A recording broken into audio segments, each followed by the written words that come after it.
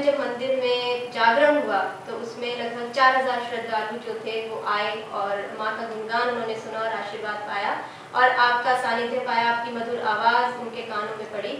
तो इस बार जो मंदिर है और हमारी जैसे बात चल रही थी कि और ज़्यादा श्रद्धालुओं की एक्सपेक्टेशन है कि और ज़्यादा लोग आपको सुनने के लिए आएंगे और इसका लाभ उठाएंगे जो विशाल भगवती जागरण करा जा रहा है।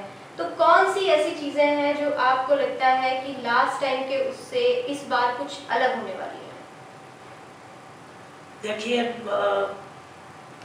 पिछली बार मुझे याद है अच्छी तरह कि वो वर्किंग डे था। जी।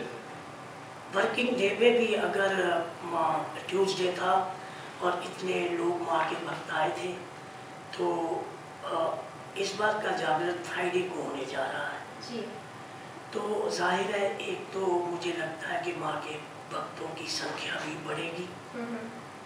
दूसरा, वातावरण तो भक्तिमय हो जाता है जब सुनने वाला और सुनाने वाले एक हो जाते हैं तो, और भगवान और भक्त एकाकार हो जाते हैं तो वातावरण अपने आप में एक अलौकिक हो जाता है।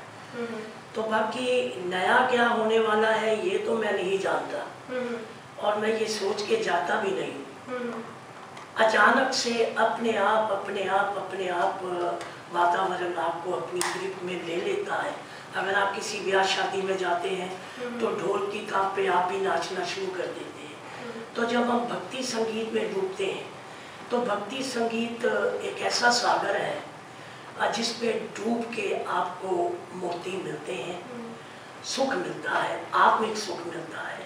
तो मैं यही एक्सपेक्ट कर रहा हूँ इस बार भी माँ के भक्तों, जब आप लोग आओगे तो अपने आप को भूल जाओगे।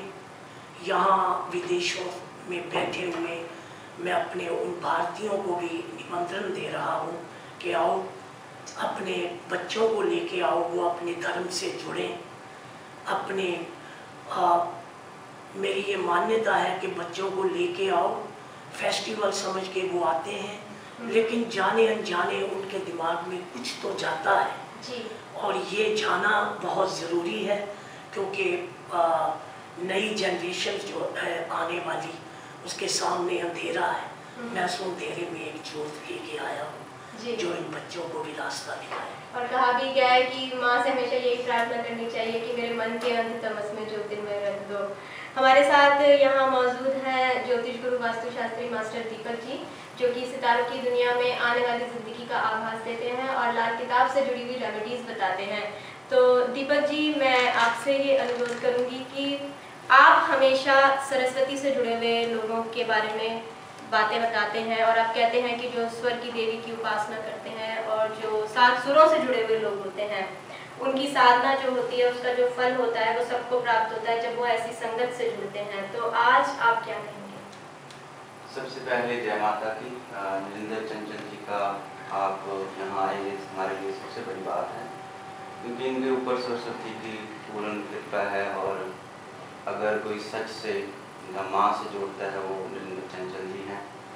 और ज्योतिष शास्त्र के अनुसार भी चंद्रमा माँ से और माँ पानी से और पौधा रोशनी और पानी से ही आगे बढ़ता है। तो जो सच से जोड़ दे वो नरेंद्र चंचल है और चंचल का अर्थ दूसरे शब्दों में भगवान कहा जाता है क्योंकि भगवान इतने चंचल हैं तो वही इनको नाम माँ ने इनकी माँ ने दिया और सरस्वती का इनके ऊपर मतलब इतनी दया है। और जब ये सभी को माँ से जोड़ देते हैं तो प्रकाश से जोड़ देते हैं, सच से जोड़ देते हैं।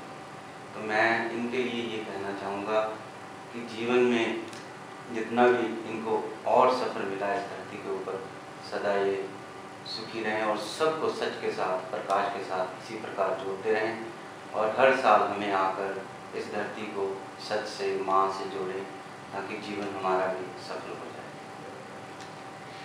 राज जी, एक प्रश्न आपके लिए कि आपके जो प्रयास होते हैं, जैसा कि अभी चंचल जी कह रहे थे कि जाने अनजाने में जो लोग ऐसी संस्कृति से जुड़ते हैं उनके पास हमारी संस्कृति, हमारे संस्कारों की जो छाप है वो पहुंच जाती है। तो मैं आपसे यही जानना चाहूँगी कि जो इस तरीके के आयोजन आप करते हैं, अभी पिछले हफ्ते आपने एक हास्य कवि सम्मेलन का आयोजन किया और उसके पीछे भी यही प्रेरणा थी कि कहीं ना कहीं हम अपने साहित्य से जुड़े, अपनी कविताओं से जुड़े और जानें कि भारत माँ की कोख से कैसे कैसे रत्न पैदा होते हैं। तो उस रत्न में से एक आप भी हैं और मास्टर दीपक जी भी हैं और चंचल जी भी हैं। तो इन रत्नों को यहाँ तक आप लाके जो ये आयोजन करते हैं, उन्हें आप संभालते कैसे हैं? Actually, सबसे पहले I want to say जय माता दी to all my listeners. दूसरा मैं ये कहना चाहता हूँ कि actually because we have a very good team of volunteers who are ready to serve our community at any time. And I got a lot of good volunteers so that we organize those events for my community, and I enjoy. It's my hobby to organize these kind of actually events. And what I would like to tell people should not feel they're not only in India. They should have a better events we have in here better than India actually. That's what we are trying, and God has given us a little bit energy so that we can channelize that into the community events. जी बहुत खूब कहा राज जी। और मैं यही कहूँगी कि जितने भी लोग हैं जो चाहते हैं कि मंदिर की सेवा से जुड़े, वो लोग जो है श्री राज भनोट जी को कांटेक्ट कर सकते हैं, इन्हें कॉल कर सकते हैं। तो मैं राज जी से चाहूँगी कि वो दो शब्द और कहें। Just I would like to invite all the Indian community to attend the Jagran by tomorrow. It will be starting actually 8 o'clock, but Priti Bhoj will start 6:30 p.m. I request everyone to actually come and get the blessing of Mother. Thank you. जी नरेंद्र जी, मैं वापस आपकी तरफ रुख करती हूँ।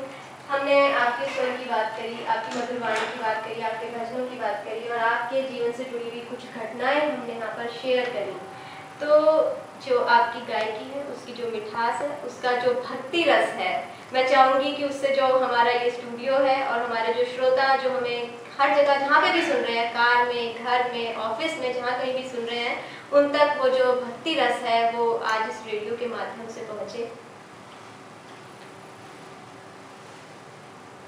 सबसे पहले तो मैं थोड़ा माँ को विस्तार देना चाहता हूँ। राज जी, दीपक जी, आप भी सुन रहे हैं। मैं ये मानता हूँ कि मदर इज यूनिवर्सल ट्रूथ। जी, माँ सिर्फ माँ होती है, माँ किसी मज़हब के दायरे में नहीं आती। माँ तो माँ है। तो मैं सिर्फ इंडियन कम्युनिटीज़ के लिए नहीं, मैं तो सबको निमंत्रण देता हूँ, इनविटेशन देता हूँ कि आप सब आओ।